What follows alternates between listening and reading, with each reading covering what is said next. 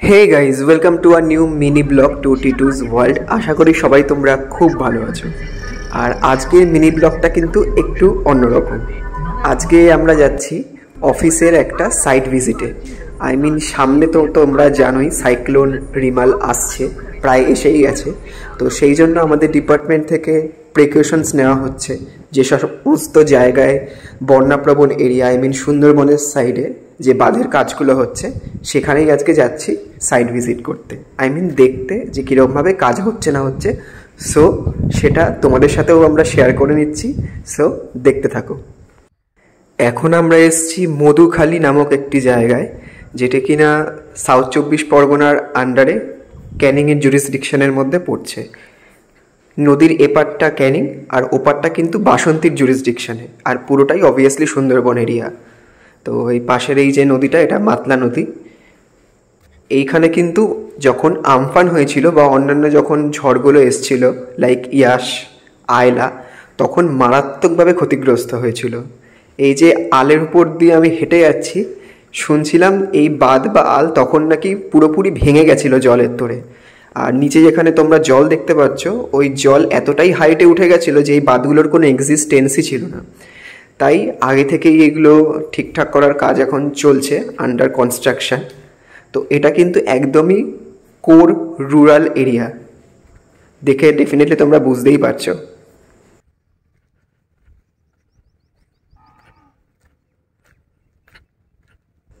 নদীর জল কিন্তু এই হাইটটা ক্রস করে পাশের জমিতে ঢুকে যায়, আর ঢুকে গিয়ে পুরো গ্রাম ভাসিয়ে দেয়, গ্রামের পর গ্রাম। তাতে করে বহু মানুষ ক্ষতিগ্রস্ত হন। ওই যে দূরে বাড়িঘরগুলো দেখা যাচ্ছে, ওইগুলো কিন্তু পুরোটাই গ্রাম। আর এখানে এখন মাটি খোঁড়ার কাজ চলছে। এই যে আমাদের ডিপার্টমেন্টের সাইটের মেশিন, এখানে মাটি খুঁড়ে তারপর আবার ভরাট করা হবে, আর নিচেও কাজ হবে।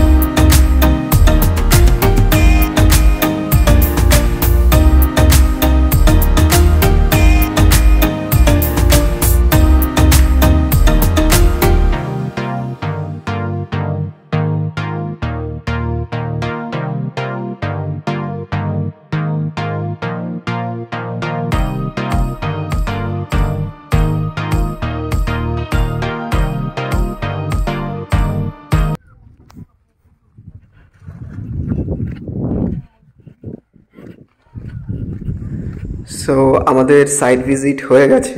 সামনে আমাদের অফিস কার রাখা আছে, এখন আমরা অফিসের দিকে যাব। অ্যান্ড ঠিক এই দিকেই আল বরাবর আমরা সোজা হেঁটে গেছিলাম, অলমোস্ট প্রায় 10 মিনিটস মতন হেঁটেছিলাম।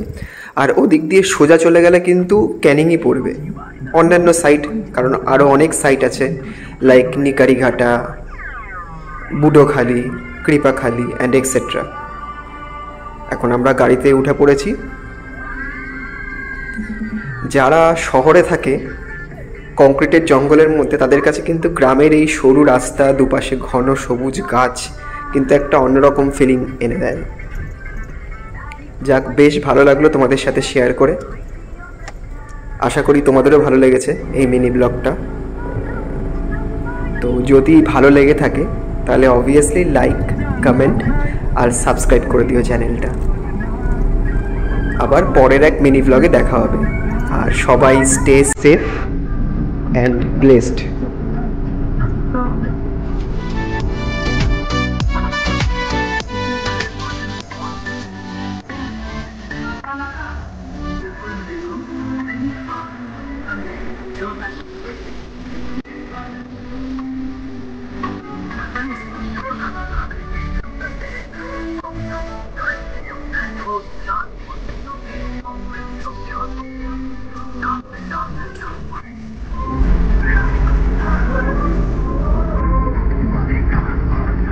बच्चों की स्कूल रूटीन भी इम्पोर्टेंट है और हमारा